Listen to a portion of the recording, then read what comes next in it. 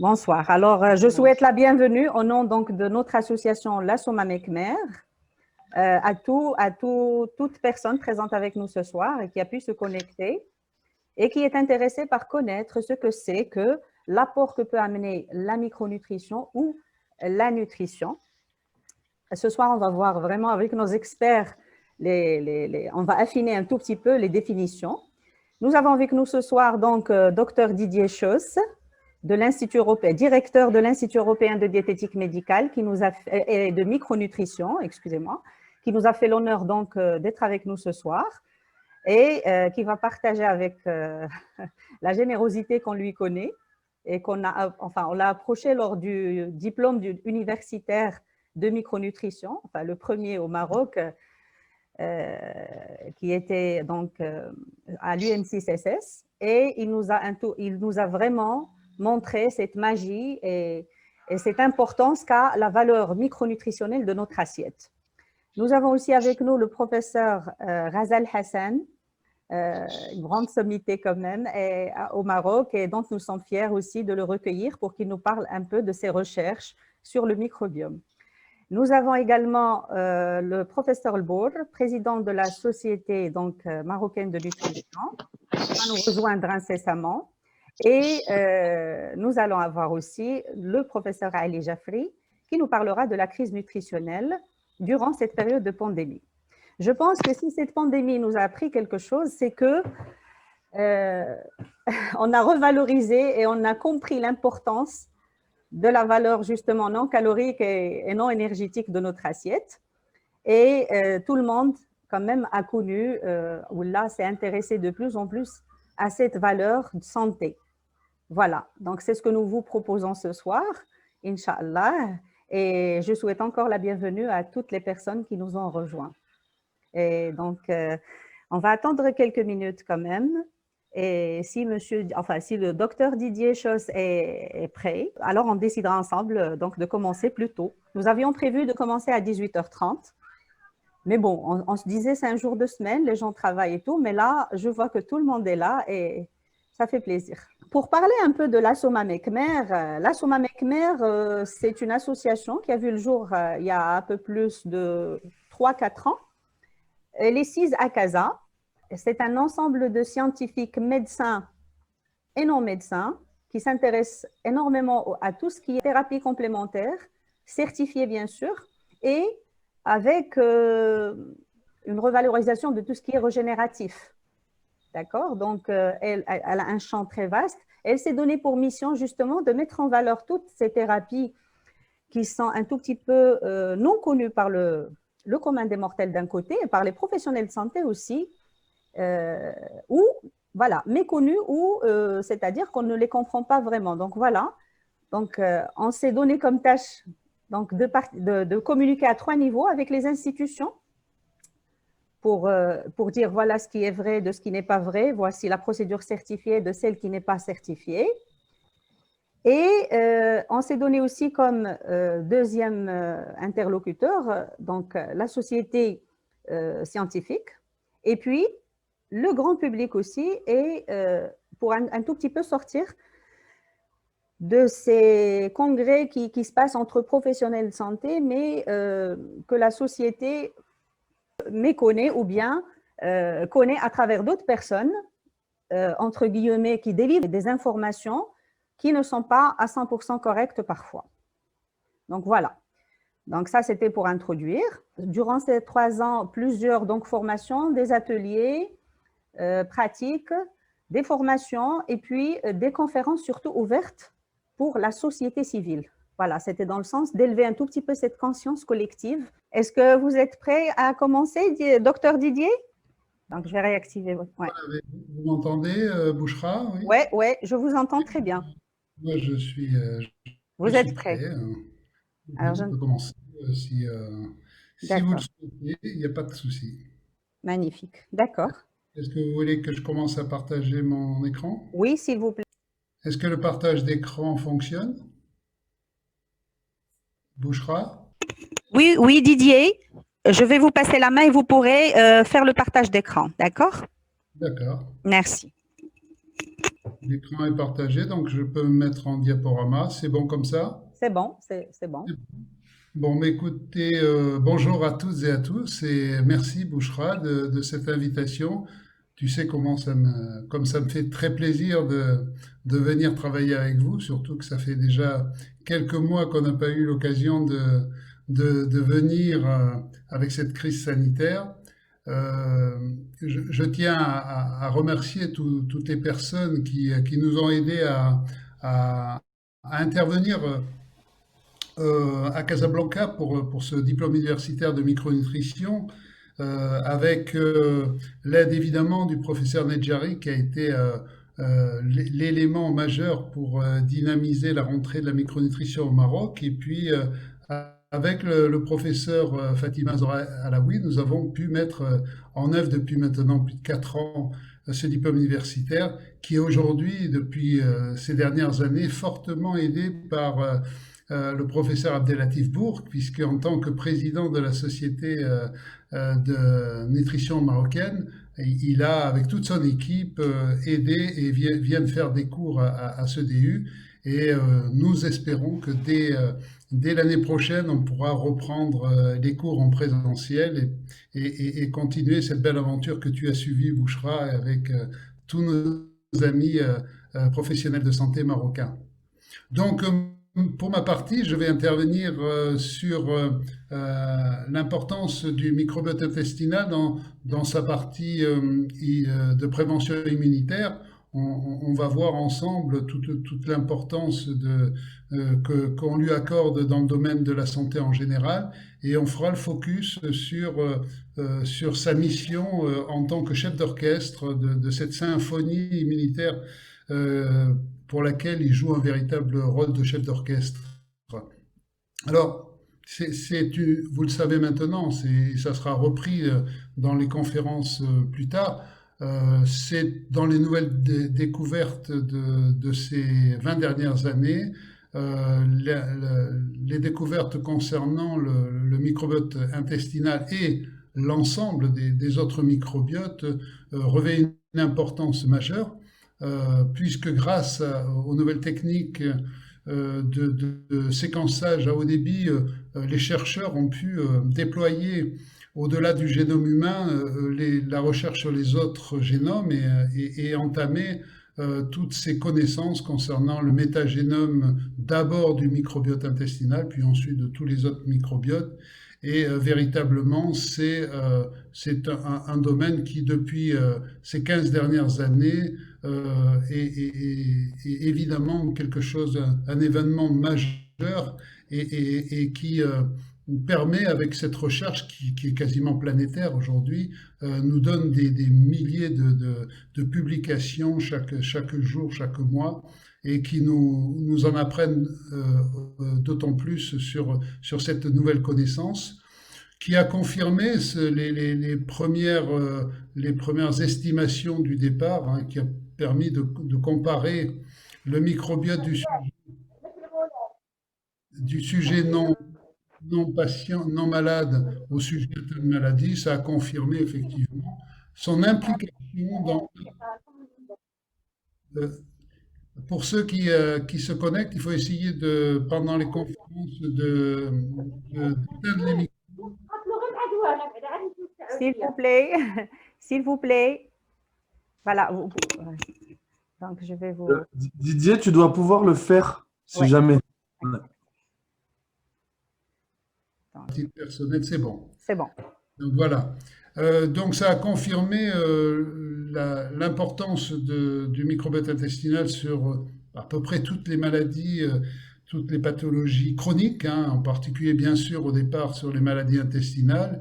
Et puis ça s'est confirmé sur l'ensemble des autres maladies, que ce soit les maladies métaboliques, avec l'importance de l'implication sur les problèmes de surpoids ou d'obésité rebelle, sur les maladies du foie, on connaît maintenant toute l'implication du microbiote, sur les maladies cardiovasculaires, l'athérosclérose, et puis plus récemment bien sûr, mais sur toutes les maladies neurologiques, puisque les dernières connaissances viennent démontrer une implication très très forte du microbiote intestinal dans la schizophrénie, dans les maladies bipolaires, dans l'autisme et dans toutes les autres maladies neuropsychiatriques, et bien sûr sur des syndromes fonctionnels de toutes les perturbations fonctionnelles, et notamment au niveau de l'approche neuropsychologique dans tous les problèmes d'anxiété chronique et de dépression. Donc c'est véritablement toutes les maladies qui sont concernées. On considère aujourd'hui que le microbiote est un organe à part entière qui va intervenir de manière majeure au niveau nutritionnel. Il va être capable de fabriquer un certain nombre de vitamines, comme les vitamines B, notamment la B12, les vitamines K. Il va intervenir de manière majeure, on le sait, en appoint à la fonction hépatique de détoxication. C'est pratiquement un agent aussi, sinon plus important que le foie. Sur le plan immunitaire, on aura l'occasion de revenir là-dessus. C'est un agent très important qui nous permet de nous protéger contre les pathogènes, qui nous permet d'intervenir sur la régulation de tout le système immunitaire intestinal et de tout le système immunitaire à distance.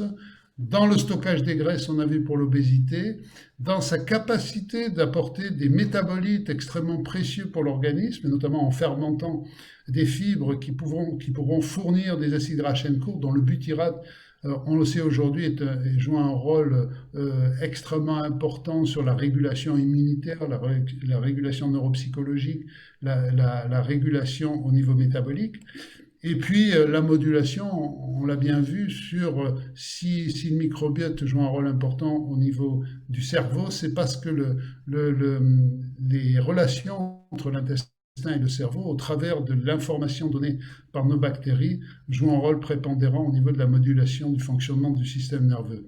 Donc ce microbiote, on sait qu'il est en équilibre instable. On a l'habitude de parler d'un équilibre stable avec le terme d'eubiose, qui signifie que notre microbiote est suffisamment riche au niveau de son contenu en bactéries, et puis suffisamment diversifié au niveau des espèces, avec un bon équilibre entre des espèces qui vont avoir des mécanismes où ils vont nous défendre par rapport à celles qui vont nous protéger, et il va y avoir un mécanisme qui s'appelle l'eubiose, c'est-à-dire une bonne diversité du microbiote, qui va s'opposer au terme de dysbiose. Alors le terme de dysbiose est en train d'évoluer récemment, puisque pendant longtemps, on parlait de déséquilibre de la flore intestinale, ce qui ne veut pas dire forcément grand-chose, mais aujourd'hui, on considère qu'un microbiote en dysbiose, c'est un microbiote qui est la plupart du temps assez pauvre dans sa richesse et assez peu diversifié. Et on retrouve effectivement cette notion. Alors, ce microbiote en dysbiose, il va provoquer un certain nombre de mécanismes qui sont très importants à prendre en compte pour comprendre pourquoi ça a autant de retentissement au niveau de l'organisme. Quand un microbiote, sous la pression d'un certain nombre de facteurs qui vont être pour certains génétiques, épigénétiques, qui vont être l'installation du microbiote à la naissance, et puis au cours de la vie, les infections, l'alimentation inadaptée, le stress bien sûr, certains médicaments comme les antibiotiques, les IPP, les anti-inflammatoires, vont mettre ce microbiote en dysbiose, et qui va entraîner une inflammation de la muqueuse intestinale. Et ces mécanismes vont à tous les deux entraîner un phénomène extrêmement important qui va être l'augmentation de la perméabilité intestinale, qui va laisser passer quoi? Des débris de nos aliments, parfois certains peptides de l'alimentation, certaines protéines de l'alimentation, et puis également un certain nombre de molécules qui proviennent des bactéries du microbiote, et notamment des molécules de la coque bactérienne de certaines bactéries gram-négatives qui vont entraîner, lorsqu'elles vont passer dans l'organisme, une inflammation au niveau de l'organisme. Alors ça, ce sont des éléments qui sont extrêmement importants à comprendre, puisque les conséquences de l'hyperperméabilité intestinale vont entraîner bien sûr des symptomatologies digestives chroniques qui vont être parfois fonctionnelles et parfois organiques, entraîner notamment contribuer à l'éclosion des maladies inflammatoires de type digestif, mais également provoquer des symptomatologies à distance, qui vont se faire au niveau de tous les appareils, que ce soit ostéo-articulaire, au niveau pulmonaire, là on l'a vu dans les problèmes d'infection pulmonaire, au niveau cutané, au niveau du cerveau. Et cette conséquence de l'effet de la dysbiose, de l'effet de la rupture d'équilibre de la paroi intestinale va entraîner ce mécanisme qui est aujourd'hui dénommé comme une altération de la symbiose du microbiote et de l'hôte. C'est la façon d'exprimer aujourd'hui de manière moderne, et notamment par le grand chercheur français sur le microbiote qui est Joël Doré. Il considère qu'aujourd'hui que la dysbiose c'est quelque chose de beaucoup plus complexe et que s'il y a une relation très étroite entre une perturbation de l'équilibre des différentes familles de bactéries et l'hôte, c'est parce qu'il se passe quelque chose de plus complexe, qui est l'altération de la barrière, l'oxydation au niveau de l'organisme, l'inflammation de bas grade au niveau de l'organisme, et que c'est tout cet ensemble de mécanismes qui va entraîner des perturbations, qui vont entraîner effectivement la pérennité de toutes ces maladies. Donc les relations aujourd'hui, la notion de dysbiose est en train d'évoluer de manière très...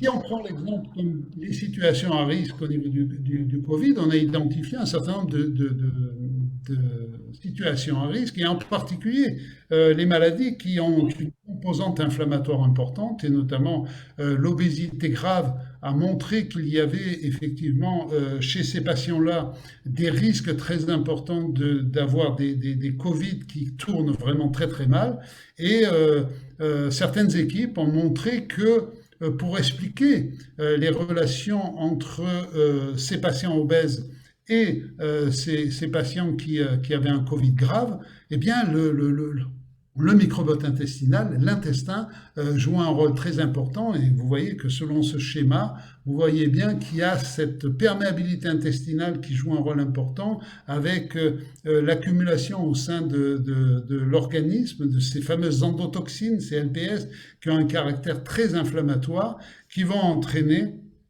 un certain nombre de perturbations de tout le système immunitaire, et qui va effectivement, lorsque ce système immunitaire et lorsque ce système inflammatoire va être défaillant, va entraîner des complications. On a entendu parler de ces fameux orages cytokiniques dans lequel le statut et la vulnérabilité immunitaire des patients sont effectivement l'élément le plus important. Et si toutes ces pathologies qui ont un caractère inflammatoire, comme l'obésité grave, comme les maladies auto-immunes, comme les cancers, comme toutes ces maladies qui comportent un terrain inflammatoire, sont des populations très à risque. Alors on sait également, on a depuis longtemps considéré que les relations intestin-cerveau étaient majeures, qu'il y a un axe intestin-cerveau qui est vraiment un pilier pour la santé, et on sait que ces relations-là ne se limitent pas simplement au système sympathique qui passe entre l'intestin et le cerveau, ça passe également par d'autres voies de communication, et on voit sur ce schéma qu'il y a à peu près 6 voies de communication qui intéressent les relations entre l'intestin et le cerveau, et que en permanence, en fait, il y a des discussions sous différentes formes, par des neuromédiateurs, par des cytokines, par des influx nerveux. Donc tout ça est en permanence en discussion.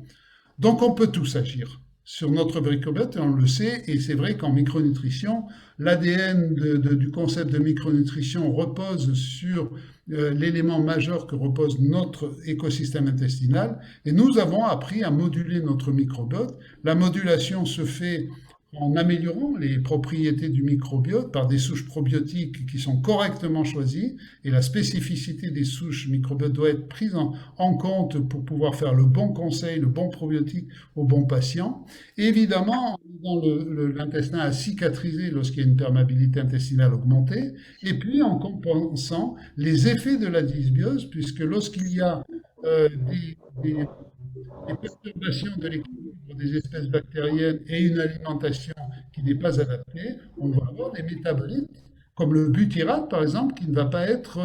faut dire qu'au-delà des probiotiques, au-delà de la cicatrisation de l'intestin, on a aujourd'hui recours à la possibilité d'utiliser des molécules qui ne sont pas synthétisées de manière efficace par la digestion du microbiote et on utilise aujourd'hui ce qu'on appelle les postbiotiques, c'est-à-dire les métabolites de la digestion du microbiote avec notamment des éléments comme le butyrate. Et puis bien sûr, sans oublier l'essentiel, c'est-à-dire l'assiette. Comment nourrir le microbiote pour qu'il puisse effectivement donner tous les éléments qui vont concourir à la bonne santé par une alimentation qui est pourvue en ingrédients qui vont être des ingrédients prébiotiques, c'est-à-dire les ingrédients qui vont favoriser la multiplication des espèces qui sont favorables à la santé. Donc aujourd'hui, qu'est-ce que nous disent les travaux là-dessus? Ils nous disent que quand on étudie les différents modèles alimentaires, il y a des modèles qui sont favorables, les modèles de type méditerranéen, le modèle végétarien a une certaine efficacité mais est moins favorable que le modèle méditerranéen d'inspiration crétoise. Et puis vous avez des modèles qui sont plutôt défavorables aux espèces bactériennes qui sont bonnes pour la santé, c'est plutôt le régime type McDo, le régime occidental. Et il y a eu des études qui ont également démontré que le régime sans gluten, au niveau bactérien, n'est pas formidable, c'est-à-dire qu'il ne va pas favoriser l'éclosion d'un certain nombre d'espèces qui sont très favorables à la santé. Ça explique bien que faire un modèle alimentaire sans gluten pour des gens qui ont une maladie ou une intolérance au gluten, une véritable maladie cœliaque ou un problème cœliaque, c'est justifié, mais faire un régime sans gluten parce que c'est la mode de le faire, c'est pas justifié, en tout cas le microbiote ne s'en portera pas mieux. Ça, c'est des éléments importants.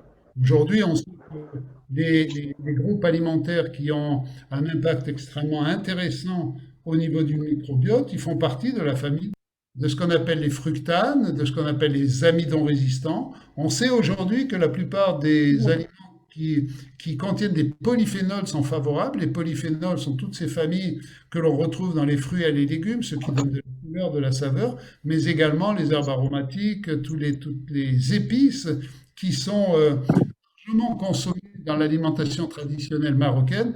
Tout ça doit revenir dans l'alimentation courante pour les Marocains parce que c'est très intéressant. Et puis d'autres familles comme les bêta-glucanes sont très intéressants aussi, ont démontré des effets prébiotiques et fortement impactants sur le microbiote. Et bien sûr, tout ce qui est fibreux est intéressant pour le microbiote. Attention, prudence, puisque lorsqu'on est confronté à nos patients qui souffrent au niveau du digestif, que ce soit des troubles fonctionnels chroniques comme les intestins irritables, ou que ce soit des maladies inflammatoires au niveau digestif, eh bien, un certain nombre d'aliments prébiotiques ne sont pas bien tolérés au niveau digestif, et il faudra à ce moment-là conseiller ce qu'on appelle des modèles d'épargne digestive. Ce sont des modèles d'épargne digestive qui, de manière équilibrée, privilégie certains aliments et évite d'autres aliments que l'on va faire pendant un certain nombre de semaines, voire de mois quand c'est un petit peu complexe. On évitera les aliments qui sont riches en FODMAPs, on favorisera plutôt ceux qui sont pauvres. Et avec ce modèle alimentaire, ça nous donnera le temps de pouvoir cicatriser la muqueuse, de pouvoir compléter, éventuellement d'associer avec certains acteurs majeurs de la muqueuse intestinale que sont les oméga 3 par exemple, eh bien pendant le temps où on pourra remettre l'écosystème en place, eh bien nous procéderons à ce modèle d'épargne digestive pour éviter les complications. On a développé et sorti ce livre il y a un an avec le Solveig Darigo-Dartinet qui montre un certain nombre de recettes qui effectivement s'adaptent au profil du patient. Ça s'appelle À chacun ses recettes pour un microbiote en forme. C'est un livre qui reprend cet élément-là.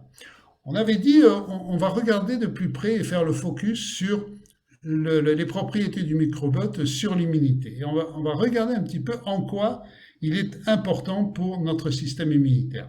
Prenons l'exemple de notre petit virus Covid-19 et qui se retrouve face à un épithélium. On a pris le modèle de l'épithélium intestinal. Imaginez que l'épithélium soit celui de la muqueuse pulmonaire, c'est exactement pareil. Un virus qui arrive à ce niveau-là, il va se retrouver face à un épithélium qui est recouvert d'un mucus. C'est une barrière de défense déjà considérable puisque ce mucus et cet épithélium vont permettre d'éviter que le virus pénètre dans l'organisme. En plus, il y a des jonctions serrées qui savent se resserrer quand il y a risque de trop grande perméabilité. Les cellules intestinales, elles sont capables déjà d'agir contre les agents pathogènes en fabriquant des peptides antimicrobiens, on appelle ça des défensines. Eh bien déjà, une barrière de protection par des muqueuses efficaces va empêcher la multiplication des virus. En plus, elle va être aidée, ces peptides vont être aidés par les bactéries du microbiote. Qu'est-ce qu'ils vont faire, les bactéries du microbiote? Elles vont fabriquer des bactériocines, elles vont fabriquer de l'acide lactique, donc elles vont attaquer tous les éléments. Et en plus, vous le voyez comme je l'ai mis, les bactéries vont jouer un rôle barrière, c'est-à-dire que ces bactéries vont empêcher le virus de pénétrer. Quand il essaye de pénétrer, il se retrouve confronté avec tous les récepteurs au niveau du mucus, vont empêcher les virus de rentrer, et hop, le virus ne pourra jamais rentrer. Il nous semble que les patients et les personnes qui disposent de bonnes muqueuses et de bonnes barrières sont des gens qui peuvent avoir contracté le virus, mais qui sont asymptomatiques. C'est-à-dire qu'il n'y aura aucun symptôme, puisque probablement le virus ne pénètre pas dans l'organisme. Alors que se passe-t-il lorsque le virus arrive à pénétrer? Eh bien, il va y avoir une première phase qui va être très importante, c'est notre immunité naturelle.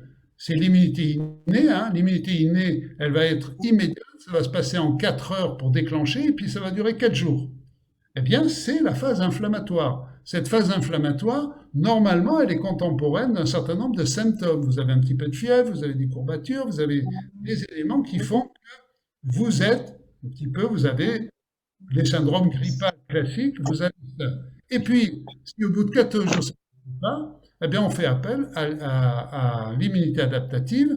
L'organisme, l'immunité ne connaît pas ce nouveau virus, il va prendre sa connaissance, il va falloir rentrer dans sa connaissance en lui donnant des informations sur sa carte d'identité pour porter l'information au système adaptatif.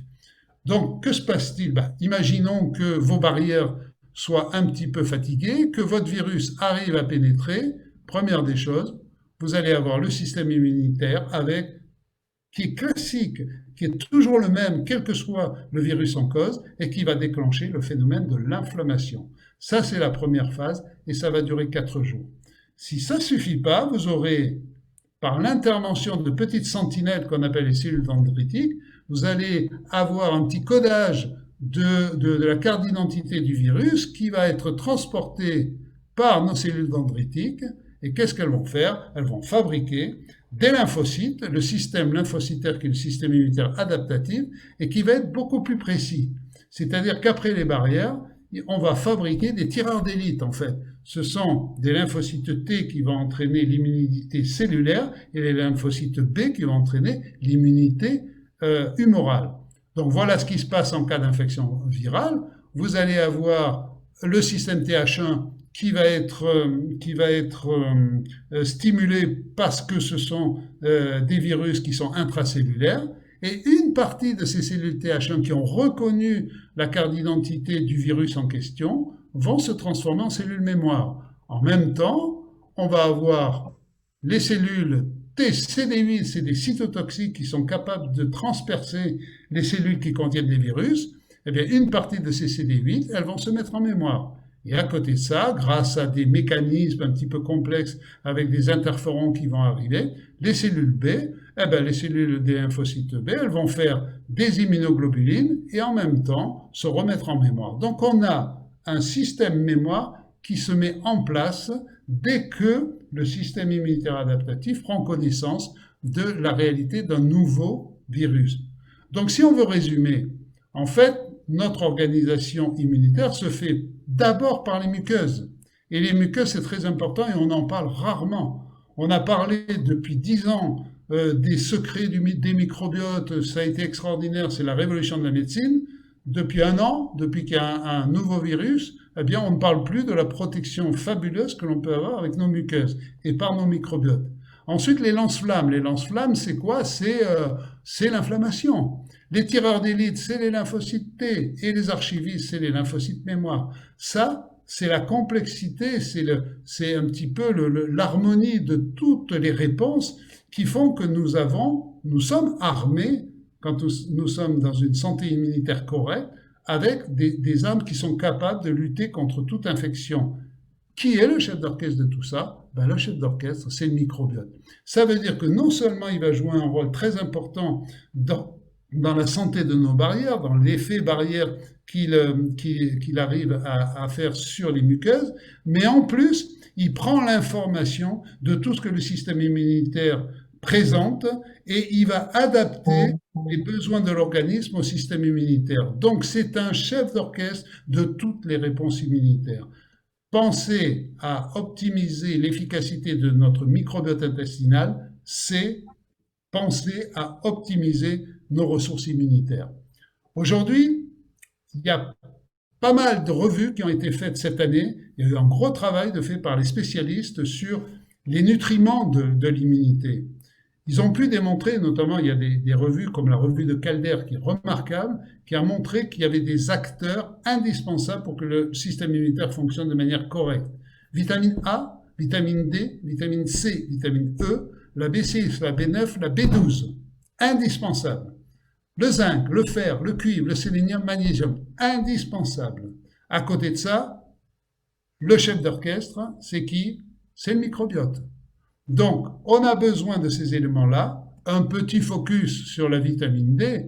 Aujourd'hui, l'Académie de médecine en France s'est payé quand même le loisir de dire, étant donné les circonstances, étant donné l'extrême fréquence des déficits en vitamine D de la population en France, il faudrait que tout le monde prenne 1000 à 2000 unités de vitamine D par jour.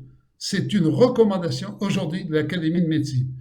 Ils ne sont pas encore allés sur l'idée qu'il serait intéressant quand même qu'on soit sûr de notre statut en vitamine A, C, E, B6, B9, B12 et des autres minéraux en question. Et on n'a pas encore dit qu'il fallait optimiser les ressources de notre microbiote, mais c'est déjà un premier pas qui fait que ça devient officiel. On dit qu'il faut que tout le monde ait sa vitamine D. Ce n'est pas le cas aujourd'hui. Il y a plein d'études qui démontrent que chez les gens qui développent un Covid grave, il y a des déficits beaucoup plus fréquents que ceux qui ne le développent pas. Donc ça, c'est des éléments très importants. Alors, quelles sont les solutions actuelles pour moduler notre microbiote dans un sens positif? Alors, la modulation, ça veut dire le changement. On est capable de changer le microbiote par les antibiotiques. Le seul problème, c'est que ça sélectionne un certain nombre d'espèces bactériennes qui ne sont pas toujours favorables. Ça va être les plus costauds qui résistent et ce n'est pas forcément les meilleurs. Donc, les antibiotiques, en dehors des cas où il y a vraiment une pullulation pathologique, ce n'est pas des choses qu'on recommande. Il y a la greffe fécale. Alors, la greffe fécale, c'est extraordinaire et notamment, il y a des maladies, et notamment le Clostridium difficile, qui a montré une grande efficacité de la greffe fécale. C'est une technique qui peut être intéressante dans les maladies très graves qui sont à potentiel mortel. Et évidemment, pour moduler le microbiote de monsieur et madame tout le monde, donner des bactéries de quelqu'un à quelqu'un d'autre, ça pose quand même un problème à moyen et long terme, et on ne connaît pas tous les effets à moyen et long terme de la tolérance de cette technique.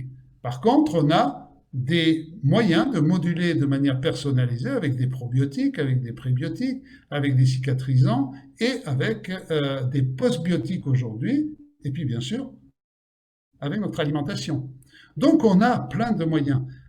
La problématique qui fait que si on veut faire un travail soigneux, c'est vrai qu'il faut le faire de manière personnalisée pour être effectivement en face du problème et de donner à chacun ce dont il a besoin. Donc, quel probiotique aujourd'hui pour optimiser ses défenses? On va dire que les probiotiques aujourd'hui et les souches qui doivent être proposées ont des caractéristiques particulières. Ils ont des critères d'efficacité, d'identification, de robustesse. Il y a des propriétés mécanistiques qui doivent être étudiées. Il y a des propriétés d'innocuité, d'efficacité qui doivent être étudiées. Donc aujourd'hui, le probiotique, c'est pas un produit marketing. C'est vraiment un produit de santé. Il aura de plus en plus d'autorité au niveau de l'accompagnement de la plupart des traitements. Et aujourd'hui, on a à notre disposition des gens qui ont beaucoup travaillé et qui font des choses très sérieuses. Donc ce n'est pas un produit de consommation légère. Il faut vraiment savoir à quel probiotique. Quels sont les effets qu'on recherche sur le plan immunitaire? Ben, il y a des souches qui ont des propriétés pour avoir des actions très importantes sur l'effet barrière. Elles sont connues, elles ont fait la preuve là-dessus, c'est-à-dire que ça va effectivement renforcer l'effet barrière de notre microbiote, ça va empêcher l'adhésion de la prolifération bactérienne des souches pathogènes, et donc à améliorer la sécrétion des peptides antimicrobiens. Il y a certaines souches qui ont fait la preuve de ça. Le deuxième effet qu'on va chercher, c'est l'effet systémique.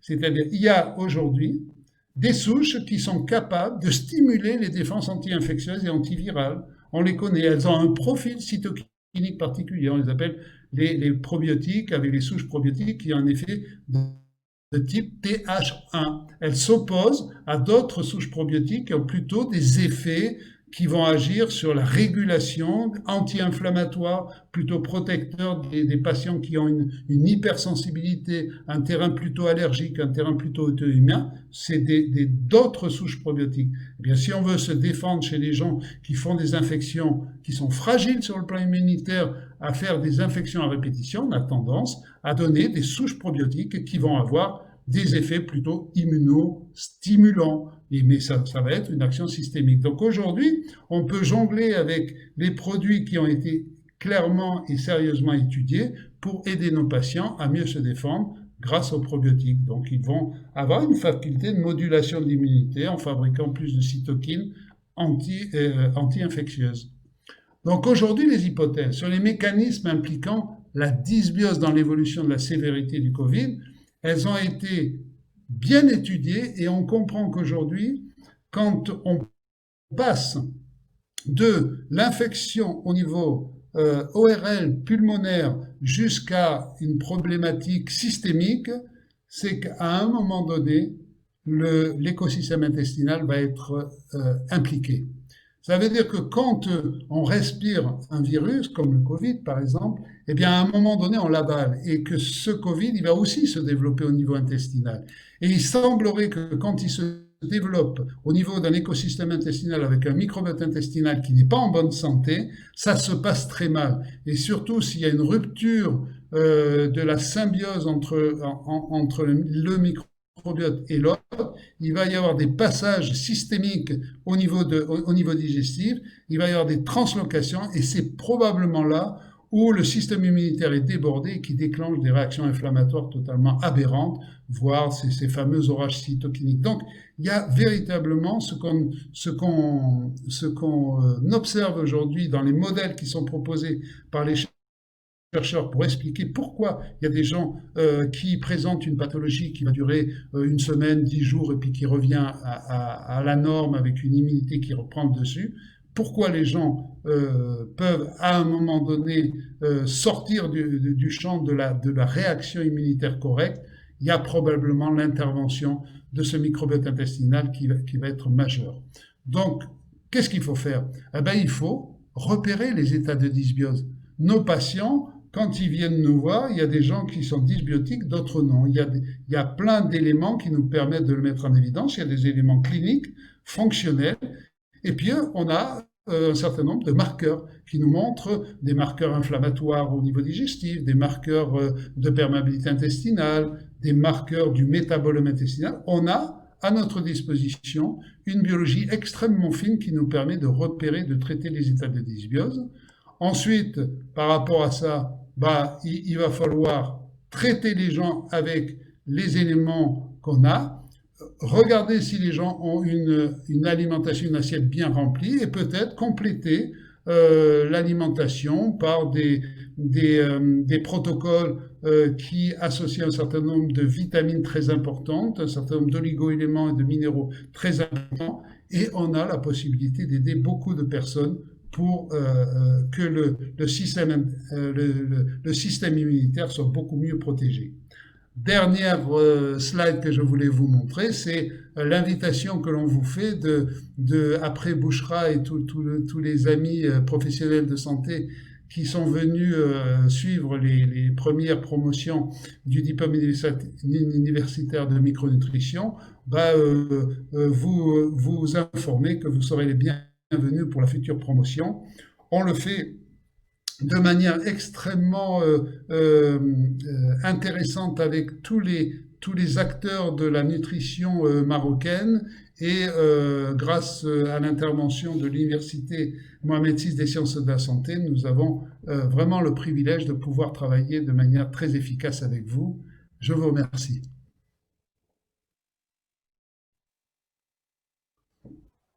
Merci à vous, Dr. Schoss. Oui, ce fut un bonheur. Alors, je ne sais pas si vous m'écoutez, c'est bon? Ouais. Oui, donc ce fut un bonheur. Je pense que toutes mes consoeurs et mes confrères, ainsi que toutes les personnes qui étaient là durant cette première promotion, nous avions vraiment compris l'essence même donc, de la micronutrition. Et ça a enrichi, personnellement, je parle de moi-même, ça a enrichi ma consultation, ça m'a vraiment un tout petit peu, ça a bouleversé même l'appréhension que je faisais du malade. Et ça, c'est un témoignage que je fais en toute sincérité. Ce n'est pas un luxe, mais c'est plutôt, comme vous avez dit, c'est une évidence. Et il faudrait que ça soit intégré dans toutes les démarches thérapeutiques, surtout dans les ALD, lors, par exemple, des affections de longue durée, pas seulement dans les affections aiguës. Ben voilà, je vais passer la parole à professeur Idrissi Najib. D'accord?